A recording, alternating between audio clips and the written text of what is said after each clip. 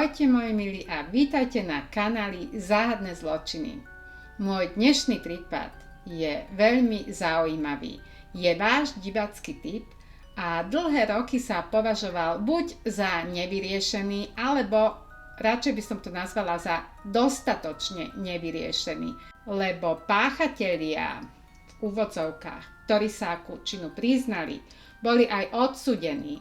Ale potom kvôli nedostatkom dôkazov boli rozsudky zrušené a prípad bol odložený, kým prokuratúra nepredloží nové dôkazy. Brutálna štvornásobná vražda 4 mladých dievčat, ktoré tak prirástli ku srdcu obyvateľom Austinu, že všetci ich volali naše dievčatá, šokovala doslova celý Texas. Odohrala sa v nákupnom centre, ale aby ste si to vedeli predstaviť, nie v takom klasickom nákupnom centre, ako si my pod tým názvom predstavujeme, ale v takom nákupnom centre, že okolo parkoviska sú rozostavené obchody so samostatným vchodom. Čiže keď niekto na parkovisku sedí vo svojom zaparkovanom aute, tak môže pozorovať tie rozličné obchody a vchody do nich. Hovorím vám to len preto, aby ste si to vedeli predstaviť. Ale teraz by som chcela pozdraviť vás všetkých. Mojich členov, tu ich vidíte ako vždy napísaných, menovite Ivanku, Janku, Pavlinku a Simonku. Za super vďaku a finančnú podporu sa chcem tento týždeň veľmi pekne poďakovať Petruške Miluške, Simonke Hrdličkovej, Pavlinke Mikulovej a Zdenke Gregorovej. Dievčatka, veľmi pekne vám ďakujem. Ale teraz sa už poďme spolu pozrieť, čo sa v Austine v roku 1991 vlastne stalo. Ako sa tento prípad vyšetroval a aké neuveriteľné rozuzlenie mal. A aby som vám pravdu povedala, definitívnu bodku tento prípad dostal len vo februári tohto roku. Ešte raz veľmi pekne ďakujem za tip našej Miluške a teraz už ideme na prípad. A začíname tak ako vždy od začiatku. Takže ideme na to.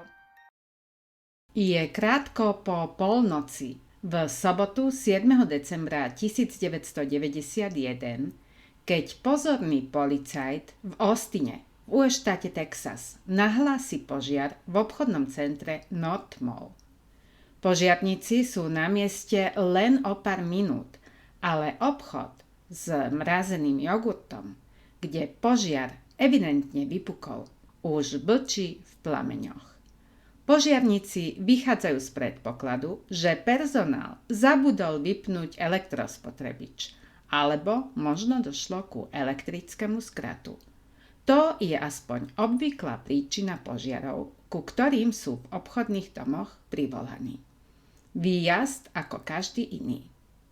Dajú sa do práce a po niekoľkých hodinách sa im podarí požiar uhasiť. Vnútri je všetko spustošené a hasiaca pena zmiešaná s vodou im siaha takmer po kolená. Tento požiar nie je ale obvyklý výjazd. Celkom vzadu narazia na 3 ľudské telá, ktoré ležia na sebe. A v sklade leží ešte jedno telo. Hrozivý nález je okamžite oznámený miestnej polícii.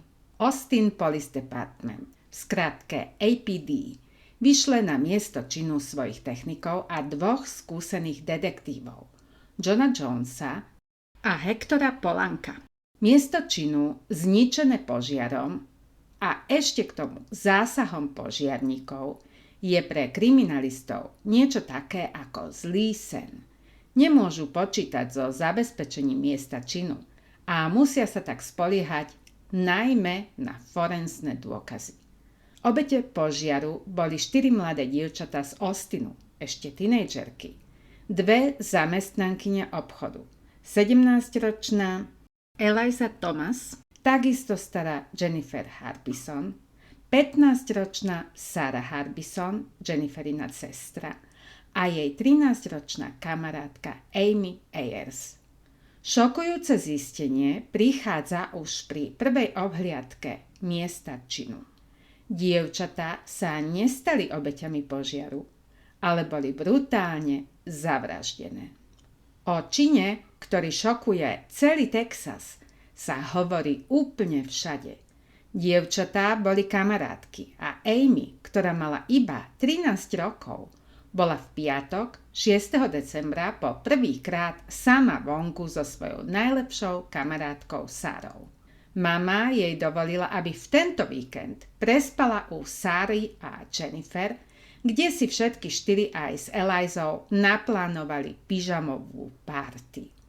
Amy a jej priateľka Sara sa len tak potulovali po móle a krátko pred 23. hodinou, kedy mali Eliza a Jennifer zatvoriť obchod s mrazeným jogurtom, ktorý mal vtipný názov I can't believe it's yogurt, neverím, že je to jogurt, prišli dovnútra obchodu, ktorý všetci nazývali jednoducho Yogurt Shop.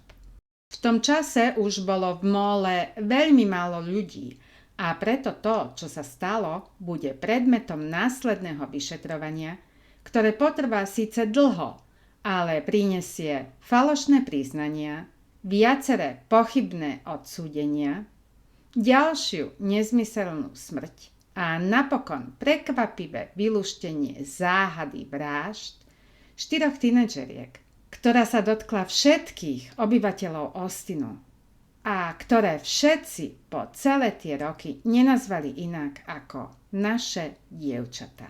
Nasleduje opis miesta činu a spôsob a príčina smrti tak, ako ju určil súdny lekár.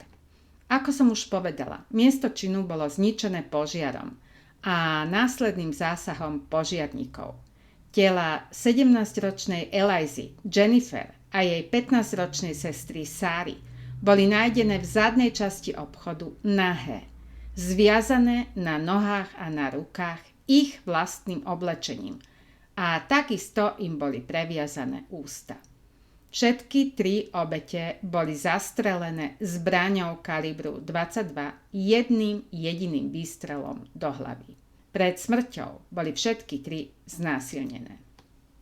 Telo 13-ročnej Amy bolo nájdené v sklade obchodu. Bola takisto nahá a zviazaná, tak ako jej 3 kamarátky. No na rozdiel od nich bola zastrelená 2 strelami z 2 rôznych zbraní.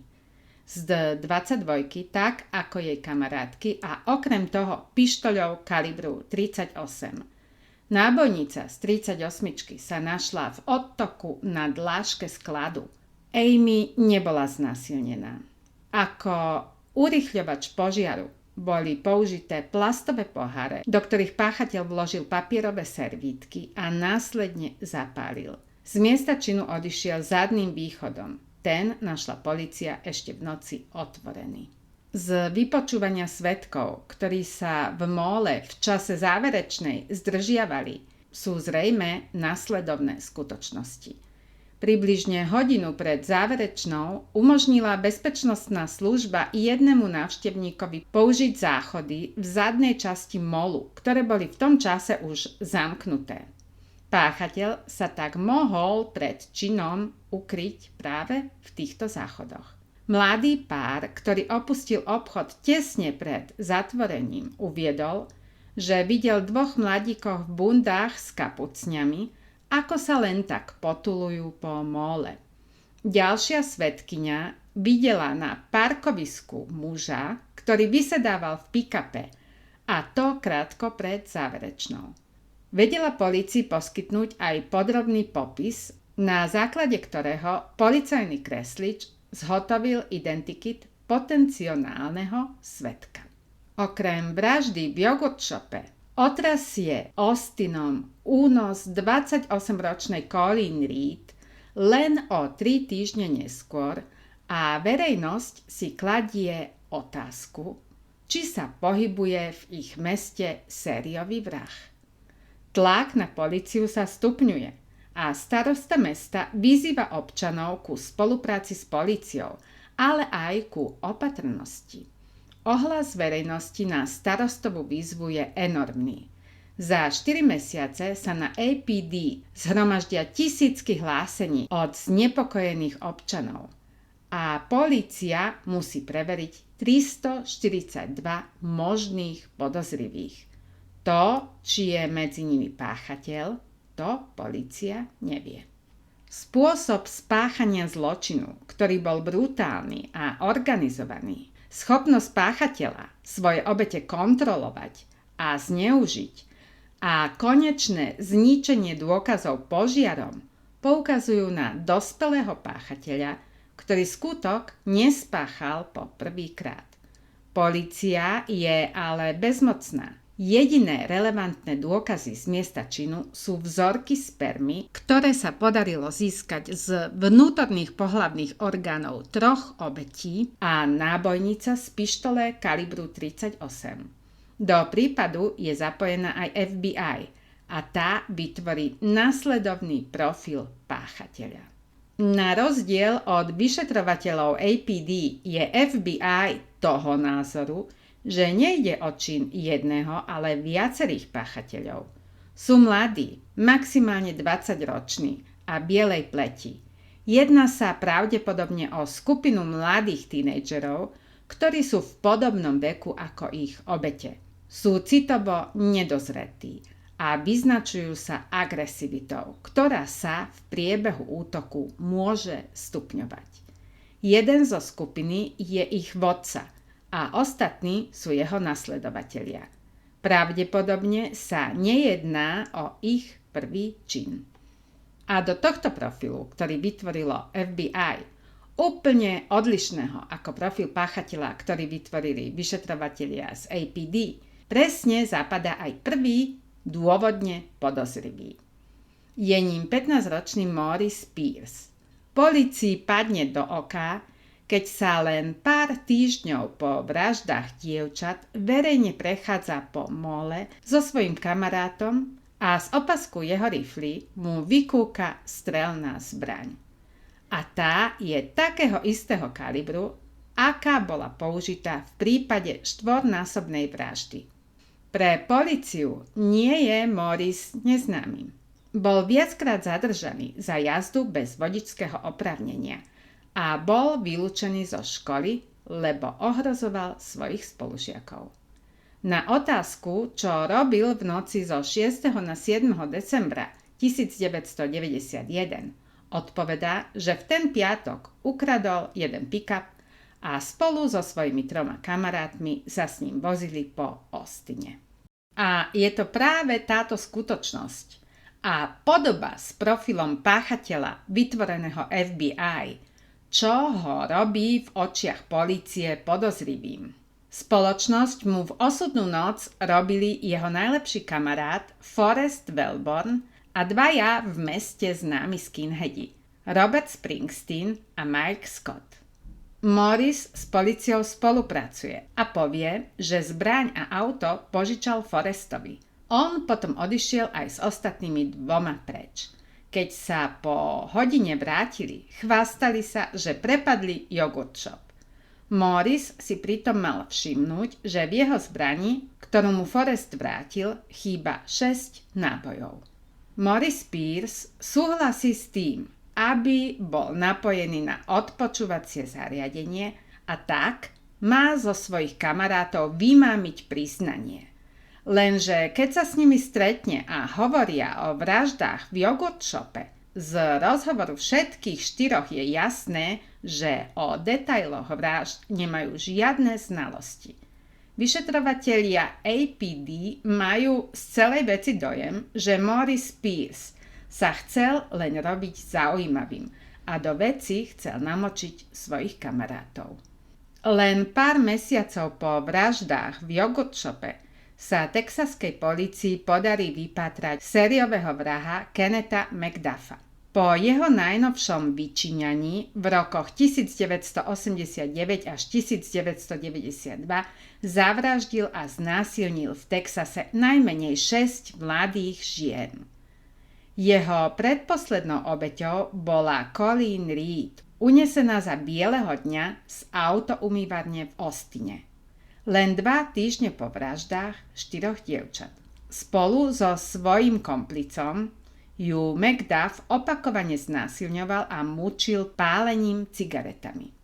Napokon ju zaškrtil a jej telo ukryl v lese. Políciu zaviedol na miesto, kde ju pohodil, no ani to ho pred trestom smrti neuchránilo. V roku 1998 bol popravený smrtiacou injekciou. Tesne pred popravou prejavil ľútosť a priznal sa ku 4 vraždám v jogurt shope. Tento pokus oddialiť svoju popravu sa mu nevydaril. Nikto mu toto jeho falošné priznanie neveril. A na margo falošných priznaní tak do roku 2001, do 10. výročia vražd v jogurt shope, sa na APD zhromaždilo vyše 50 falošných priznaní k tomuto činu. Vyšetrovanie stagnuje a neschopnosť polície vyriešiť tento prípad visí nad mestom Austin ako Damoklov meč. Ako nemá výčitka sa na vás pozerajú z obrovských billboardov umiestnených pri všetkých hlavných cestných ťahoch Austinu portréty obetí Elizy, Jennifer, Sary a Amy, ktoré všetci nazývajú naše dievčatá. Teraz prichádzame ku roku 1999 a 8. výročiu tragickej udalosti v jogurt shope. A s týmto výročím prichádza ku výmene hlavného vyšetrovateľa. Prípad preberá Paul Johnson, ktorý si vyšetrovacie spisy preštuduje a je si absolútne istý, kto je páchateľom činu. 4 tínejdžeri, ktorí boli medzi prvými podozrivými. Perfektne zapadajú do profilu páchateľa vytvoreného FBI. Dnes sú všetci dvaciatnici a so zákonom problémy nemajú. Svojim kolegom predstaví aj priebeh trestného činu tak, ako sa mal podľa neho odohrať. V piatok večer 6. decembra 1991 odcudzil Morris Pierce pick-up a dostal nápad spáchať prepad na jogurt shop v North Mole. On je organizátorom presne tak, ako to v profile vykreslila FBI. Forrest, Mike a Robert boli len jeho poslušné ovečky, jeho nasledovatelia. Forrest čakal na chlapcov vonku na parkovisku, pokiaľ Morris, nasledovaný Mikeom a Robertom, nevošli do molu a nevykonali brutálny prepad. Pre potreby vyšetrovania vyhodnotia ako najslabší článok medzi nimi Mikea Scotta. Je zatknutý ako prvý a jeho výsluch vedie Hector Polanco. Mike je vypočúvaný celé 4 dní a je pod neustálým psychickým tlakom. Sú mu kladené sugestívne otázky. Vy viete, ktoré sú to sugestívne, navádzajúce. A detektívy sa pri maratóne výsluchov striedajú. Nedajú mu ani len vydýchnuť. Nakoniec Mikea zlomia a on sa ku činu prizná.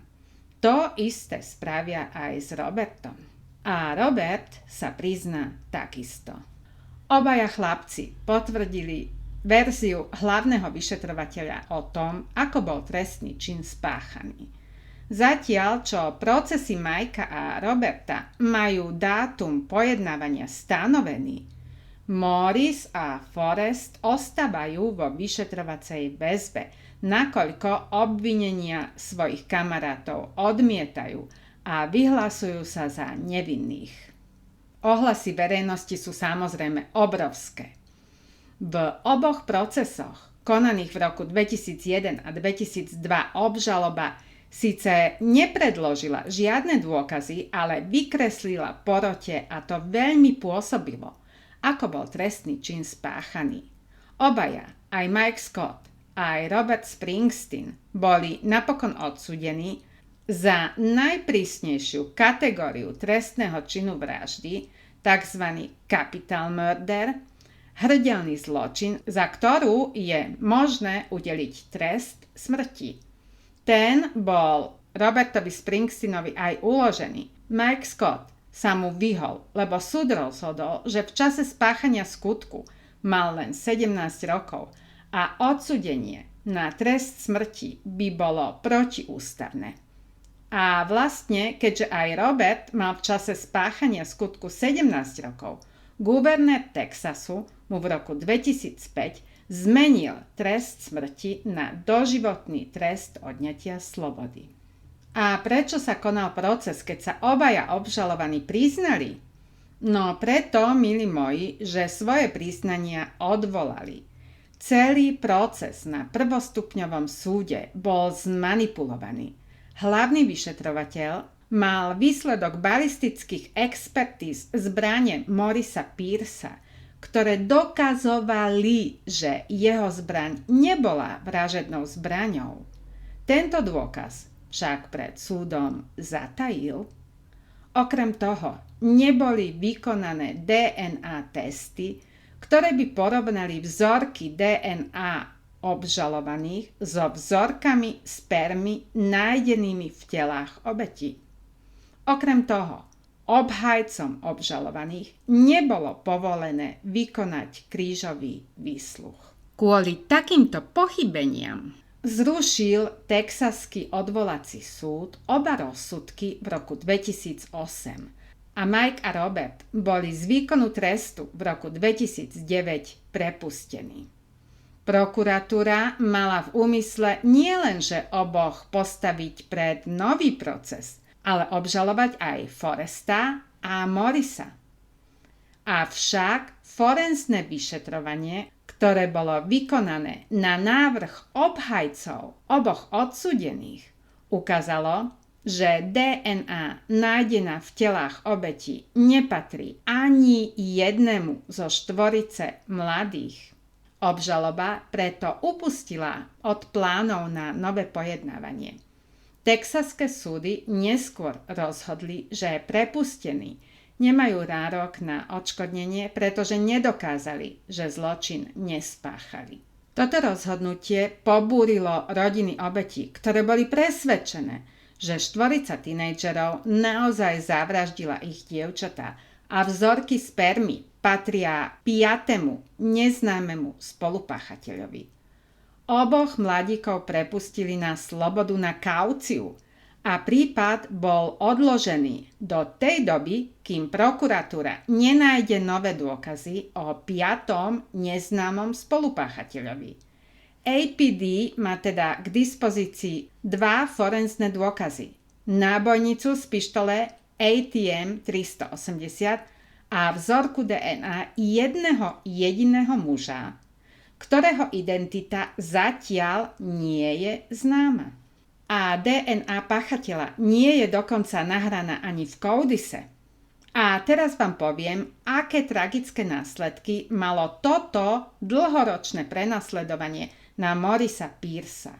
V roku 2010 má Morris 34 rokov a malú dcérku. 19 rokov svojho života je verejnosťou a OČTK považovaný za organizátora vraždy 4 tínedžeriek v Austine. Dlhé roky strávil vo vyšetrovacej väzbe, ale stále nenašiel svoj pokoj. Prípad je odložený a on sa bojí vždy, keď vo svojej blízkosti zbada policajta. Bojí sa opätovného zatknutia.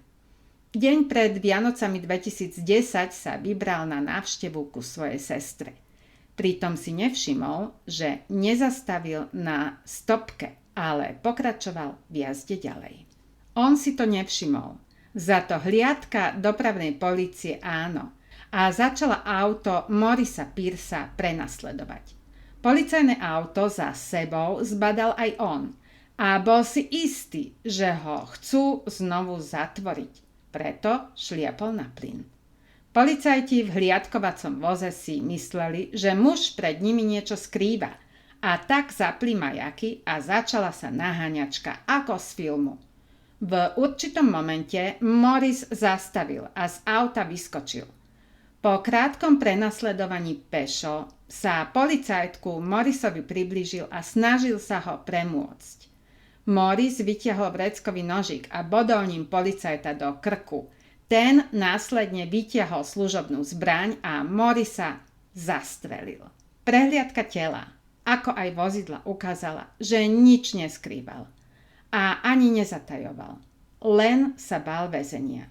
Zbytočne vyhasol život mladého otca rodiny. Dlhé roky bol prenasledovaný políciou a nakoniec ho polícia aj dostala. Roky ubiehajú. Spomienky na naše dievčatá, Elizu, Jennifer, Sáru a Amy, stále bolia a v prípade sa nič nedeje. A to až dokiaľ sa generálny prokurátor Texasu nerozhodne zveriť 30-ročný cold case detektívovi Danovi Jacksonovi.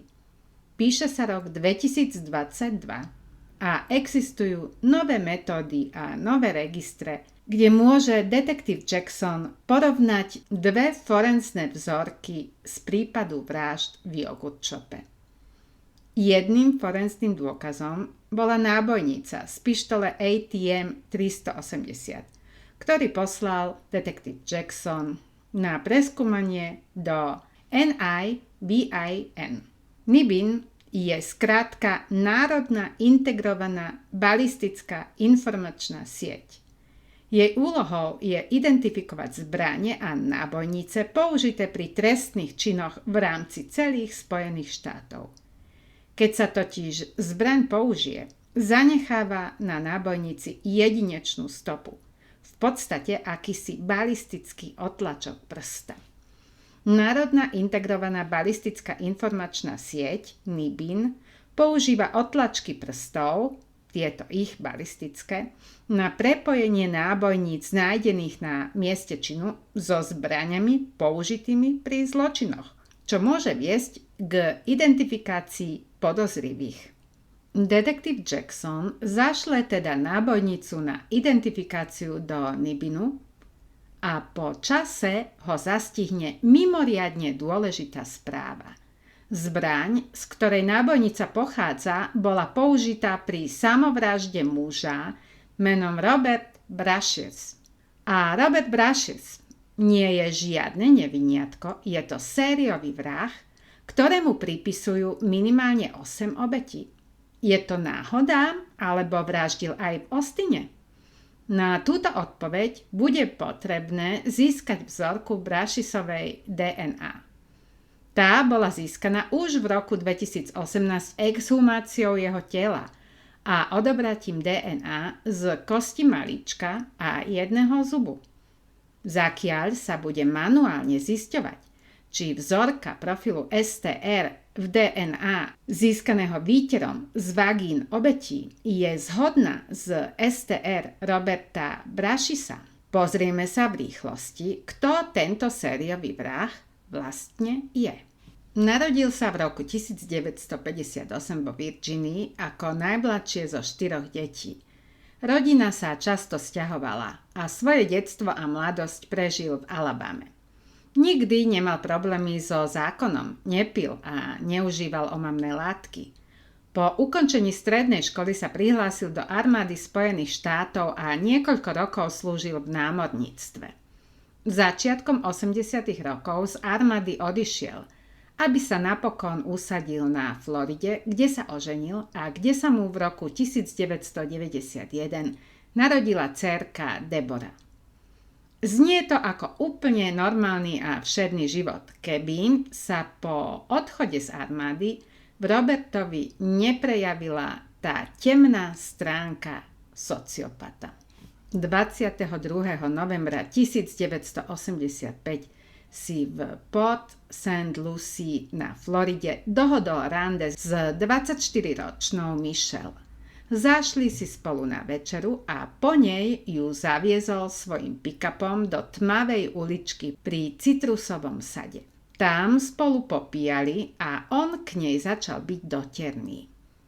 Michelle ho odmietla a pokúsila sa z auta vystúpiť. Vypuklá medzi nimi bitka, pri ktorej jej Robert 2-krát strelil do krku. Napriek závažnosti jej zranení zostala pri vedomí. Podarilo sa jej vystúpiť z auta a ukryť sa v priekope pri ceste. Keď ju Robert stratil z dohľadu, odviezol sa na pláž, Vystúpil z auta a zbraň hodil do mora. Počítal s tým, že útok neprežila. No keď sa pokúsil z pláže odísť, auto mu zapadlo do piesku a nepohlo sa ani o kúsok ďalej. Naopak, čoraz viac sa do piesku zabáralo. Kým sa vybral po pomoc do mesta, Michelle sa z posledných síl doplazila do prvého domu pri ceste, kde jej majitelia domu zavolali záchranku a zavolali aj políciu. Predtým, než ju odviezli do nemocnice Lonewood, podrobne opísala policajtovi svojho útočníka a jeho pick-up. O niekoľko minút neskôr bol Brashears zadržaný a obvinený z pokusu o vraždu prvého stupňa, ťažkého ublíženia na zdraví a použitia strelnej zbrane pri spáchaní trestného činu. Nasledujúci rok bol odsúdený na 12-ročný trest odňatia slobody. Podľa miernych zákonov platných v čase jeho odsúdenia na Floride bol Brashears za dobré správanie prepustený po 3,5 roku z výkonu trestu na slobodu. To bolo v máji 1989. Následne sa Brashears sťahoval medzi štátmi Južná Karolína, Tennessee a Georgia a často menil miesto bydliska. Vo februári 1992 bol zatknutý v okrese Cobb v Georgii za krádež vozidla a nezákonné držanie zbrane. Pri prehľadávaní jeho vozidla a bytu policajti našli vlamačské náradie a falošný vodičský preukaz štátu Tennessee. Obávajúc sa ďalšieho trestu odňatia slobody, uzavrel s prokurátorom dohodu o vine a treste a priznal sa k najzávažnejšiemu obvineniu, pričom ostatné boli stiahnuté. V dôsledku tohto bol odsúdený na ďalších 5 rokov väzenia, ale tieto si odpíkal v plnej miere. Na slobodu bol prepustený vo februári 1997. Po svojom prepustení z väzenia sa presťahoval do štátu Arkansas, kde žil so svojou manželkou, dcérou a 2 nevlastnými dcérami. Tie si manželka zaobstarala, keď bol vo výkone trestu. Nasledujúce 2 roky bol prichytený pri krádežiach, ale vždy sa mu podarilo újsť alebo zmeniť identitu. V januári 1999 si polícia všimla ukradnuté auto zaparkované na parkovisku motela Super 8 v Missouri. Po rozhovoroch s personálom motela zistili, že týmto vozidlom prišiel a ubytoval sa Robert Brashears so svojou rodinou. A to len niekoľko dní predtým. Policajti vyrazili dvere jeho izby a našli ho schovaného pod posteľou s nabitou zbraňou. No keď sa ho pokúsili zatknúť, priložil si zbraň ku hlave a vyhrážal sa, že sa zabije. Policajti boli nútení stiahnuť sa a privolali si posily. O niekoľko minút neskôr bolo okolie motela obkľúčené policajnými autami, zatiaľ čo Brashears vzal svoju manželku, dcérku a 2 nevlastné dcéry ako rukojemníkov. Po 4 hodinách vyjednávania svoju rodinu prepustil a následne si strelil do hlavy. Napriek rýchlej zdravotnej pomoci ostal nažive len 6 dní a jeho smrť bola neskôr vyhlásená za samovraždu.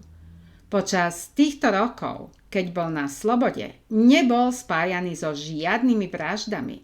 V roku 2018 genealogička Cece Moore dokázala identifikovať Brashearsa prostredníctvom vyšetrovacej genetickej genealógie ako podozrivého z 3 vražd a niekoľkých znásilnení v štáte Missouri. A to už od roku 1990. V reakcii na to podali prokurátori z 2 okresov v štáte Missouri návrh na exhumáciu jeho pozostatkov a vykonali ďalšie testy. V septembri 2018 bola rakva s pozostatkami Brashearsa exhumovaná z cintorína Paragould v Arkansas a z kosti bola extrahovaná DNA. Už som hovorila, že to bolo z kosti malička a zo zubu. Testy ukázali, že jeho genetický profil dokonale zodpovedá vrahovi 28-ročnej Jenny Citricky, ktorá bola 5. apríla 1990 zbitá, znásilnená a udusená pančuchami vo svojom byte v Greenville v Južnej Karolíne. Po vražde v spálni vrah jej telo zobral do kúpeľne, položil ju do vane a ponoril do vody, aby pritom zničil forenzné dôkazy. A potom na zrkadlo v kúpeľni napísal: Nezahrávaj sa s mojou rodinou. Vzorka DNA patriaca páchateľovi bola izolovaná v roku 1995 a bola následne nahraná do Coudisu. Vyšetrovatelia dokázali zistiť, že v čase vraždy boli Citricky a Brascis dokonca susedia. DNA ho taktiež spojila s dvojitou vraždou 38-ročnej Sherry Scherer a jej 12-ročnej dcerky Megan, ktoré boli obidve nájdené zastrelené vo svojom dome v Missouri v roku 1998. Obe obete boli zviazané a Megan bola znásilnená pred tým, než Brascis obe zastrelil pištoľou kalibru 22. Približne o 2 hodiny neskôr sa vlámal do iného domu v Dyersburgu v Tennessee, kde sa pokúsil napadnúť 25-ročnú ženu. Táto sa však vehementne bránila a to spôsobilo, že útočník z miesta činu ušiel. Na mieste činu nezostali žiadne užitočné biologické dôkazy, ale forenzná balistika dokázala, že pri tomto útoku bola použitá tá istá zbraň, ako pri vraždách Schererových len pár hodín predtým, čiže 22. A v štáte Kentucky bola takisto v roku 1998 spáchaná záhadná vražda, ktorá niesla podobný modus operandi ako tie vraždy 4 mladých dievčat z Yogurt Shopu v Austine v štáte Texas. Dňa 7. novembra 1998 okolo 7:40 ráno bol hasičský zbor v Lexingtone, Kentucky, vyslaný kvôli požiaru kancelárskej budovy na Malibu Drive. Keď požiarníci na miesto dorazili, všimli si hustý dym vychádzajúci z kancelárskej budovy a vstúpili dovnútra. Požiar sa im podarilo uhasiť rýchlo, ale vo vnútri našli obhorené pozostatky ženskej obete. Žena bola nahá a spútaná svojim vlastným oblečením. Bola nájdená v zadnej chodbe kancelárií. Úrad koronera okresu Fayette identifikoval obeť ako 43-ročnú Lindu Marie Rutledge. Príčinou smrti bolo viacnásobné strelné zranenie hlavy. Obeť bola pred smrťou znásilnená a z jej vnútorných pohlavných orgánov bola odobratá vzorka spermy. A teraz sa konečne dostávame k rozuzleniu nášho prípadu. V júli 2025 NIBIN potvrdilo zhodu týkajúcu sa nábojnice 380, ktorá bola nájdená v Kentucky pri záhadnej vražde s požiarom s nábojnicou, ktorá bola nájdená v Austine v decembri 1991 po vraždách v Yogurt Shope. Okrem balistických dôkazov sa zhodovali aj STR profily DNA v 27 bodoch z 27, čo je 100% trefa. Je to síce neuveriteľné, ale 26. septembra 2025 polícia v Austine oznámila, že po viac ako 30 rokoch má v rukách konečné riešenie prípadu štvornásobnej vraždy spáchanej na Elize, Jennifer, Sáre a Amy. Páchateľa sa podarilo identifikovať vďaka pokroku vo vede, balistickej expertíze a najnovšej technike skúmania profilu DNA. Páchateľ štvornásobnej vraždy Robert Eugene Brascis nie je nažive. Po rukojemníckej dráme si sám v roku 1999 siahol na život. Tou istou zbraňou, akou bola zastrelená aj Amy. Zločin sa podľa rekonštrukcie mal stať nasledovne. Brašis Texasom len prechádzal, a to do Nového Mexika. Yogurt Shop si vyhliadol už predtým a v zaparkovanom aute čakal, kým sa priblíži záverečná hodina. Krátko pred zavretím molu sa vybral na záchod a požiadal strážnika, aby mu odomkol ten v zadnej časti budovy. Pritom si zadné dvere podložil kameňom, aby sa mu nezabuchli. Po záverečnej, keď bol mol prázdny a dievčatá ešte upratovali obchod, vošiel dovnútra a namieril na nich zbraň. Obchod zamkol zvnútra a takto mal dievčatá pod absolútnou kontrolou. Amy vyzliekol, zviazal, Elizu, Jennifer a Saru vyzliekol, zviazal a znásilnil. Následne ich popravil jednou ranou do hlavy z 22. Potom prišiel do skladu a Amy zastrelil. Po výstrele z 22, ktorý jej prestrelil čelusť, ešte stále žila. Preto vytiahol ATM 380 a strelil jej do hlavy. Nábojnica pritom uviazla v mriežke odtoku na dláške skladu. Plastové poháre, naplnené papierovými servítkami, použil ako urýchľovač požiaru. Rozložil ich pri telách obetí, podpálil ich a mol opustil zadným východom. Za tento beštiálny zločin, ktorý spáchal sériový vrah, dlho trpeli nevinní. Podľa práva štátu Texas, ak je niekto uväznený a neskôr sa odsúdenie nielenže zruší, ale je aj formálne vyhlásený za nevinného, môže získať odškodnenie až do výšky $80,000 za každý rok väznenia. Dňa 19.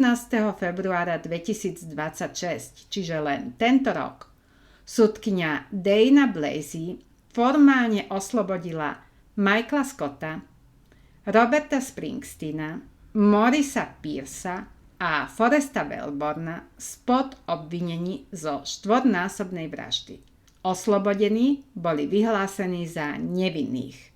Vrahom 4 tínedžeriek, ktoré všetci celé roky volali naše dievčatá, je sériový vrah, ktorému pripisujú minimálne 14 ženských obetí. Robert Eugene Brašis je mŕtvy a my dobre vieme, že proti mŕtvým sa trestné konanie nevedie. Prípad je definitívne uzavretý po 35 rokoch. Na konci, ako vždy, milí moji médiá, mám tu pre vás knihy Kto zabil tieto dievčatá, Cold Case, The Yogurt Shop Murders. Je to literatúra faktu z roku 2016 od Beverly Lowry, od Curryho Mitchella Zavraždený nevinný z roku 2016 a román How Small z roku 2015 z pera Scotta Blackwooda. Všimnite si, tieto všetky knihy sú vydané pred tým, než bol usvedčený Brašis z vraždy, čiže tieto budú mať všetky otvorené konce. V televízii je to od HBO štvordielny dokument Vraždy v jogurtovom obchode z roku 2025. Tam už by mal byť páchateľ známy, čiže to už by malo byť s koncom. A People Investigation, Kto zabil naše dievčatá z roku 2023. Ja osobne som si pozrela dokument Love and Crime z minulého roku. A na úplnom konci ešte jedna zaujímavosť. Vo februári 2019 poskytla televízne interview Brašisova 27-ročná dcéra Deborah a opísala niektoré detaily zo života svojho otca. Povedala, že svojho otca po prvýkrát uvidela začiatkom roku 1997, keď bol práve prepustený z väzenia. Podľa nej žil nasledujúce 2 roky s ňou, jej matkou a jej nevlastnými sestrami v štáte Arkansas. Počas tohto obdobia býval niekedy voči ním agresívny. Raz sa pobil s jej nevlastným otcom a spôsobil mu poranenie hlavy vrtačkou. Ale čo bolo pre ňu ako malé dieťa najhoršie, tak to prezradila tiež. To bolo vtedy, keď si jej otec natáčal doma na videokazetu, ako si pílkou robí malé rezy na krku a ruke, aby zistil, do akej miery vydrží bolesť. Deborah si myslí, že jej matka Dorothy, ktorá zomrela v decembri 2018 vo veku 53 rokov, vedela o otcových kriminálnych aktivitách, lebo deti vždy varovala, aby si na ňo dávali pozor. Milí moji, tieto 4 dievčatá, Eliza, Jennifer, Sarah a Amy, boli úplne normálne tínedžerky, ktoré žili v Texase. Milovali country music, milovali farmu, milovali kone. Od malička jazdili na koni. Boli členkami texaského klubu mladých farmárov a ešte v to ráno, keď boli brutálne zavraždené, boli na farme, aby sa pozreli na svoje kone.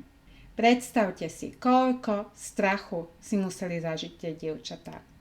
Keď videli, ako ich tento psychopát, tento šialenec drží vo svojej moci a museli sa prizerať na tom, ako jednu po druhej znásilňuje a zabíja. Ja som vám vo videu nespomenula, že za akékoľvek relevantné informácie, ktoré by viedli k odhaleniu páchateľa, bola vypísaná odmena vo výške $125,000, ale ak ste si pozerali video, tak to tam bolo na tých billboardoch aj napísané. Takže ešte taká doplňujúca informácia k tomu. No a chcela by som poukázať na ten absolútne odlišný profil páchateľa, ktorý vytvorila APD a FBI. A na konci, milí moji, vidíte, že sa potvrdil ten profil páchateľa, ktorý vytvorila APD a nie ten od FBI. A páchateľom bol naozaj jeden muž, ktorý nevraždil poprvýkrát a ktorý demonstroval svoju moc a svoju krutosť, svoju brutalitu nad svojimi činmi. Nikdy neprejavoval lútosť a dokonca počas svojho života ho so žiadnymi vraždami ani len nespájali.